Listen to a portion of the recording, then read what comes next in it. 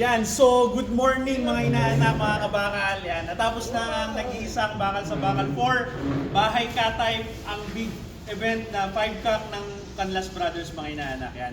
Siyempre kasama natin ang nag-iisang solo champion mga inaanak. All the way from Bicol yan, mga idol. Sakto pupunta tayo Bicol, no?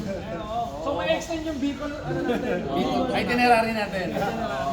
Ayan, so yun, abangan yung interview natin sa ating kaibigan, no? Si Ikaw ang Pag-asa mga inaanak. Ayan, tsaka ano simula season 1. Oo. Kasali to. So, yun na. Ngayon na-chamba niya season 4. Oo. Katulad ng binanggit mo kanina, season yung Bakal sa Bakal 3 points siya doon, runner-up siya. Ngayon, champion na ngayon mga inaanak, mga kabakal. Yes. So, ito na yung napakagandang bakal. Pasalamatan din natin yung sponsor natin. Ayan, Gibis. Battle Cup, lakas ng kampiyon. At sa mga gusto pang pumasok ng sponsor. Ayan, baka naman, we're open.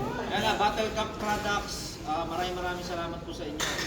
At lagi kayo ng suporta mula season 1 ng Bakal sa Bakal. Si Boss, ano naman, Boss Wara naman. No? Thank you lang sa inyo. Supporting sa inyo. Ayan. Nakawagin na naman. Ngayon, next time, doon tayo sa baba, hindi na maaakit dito eh. Bigat eh.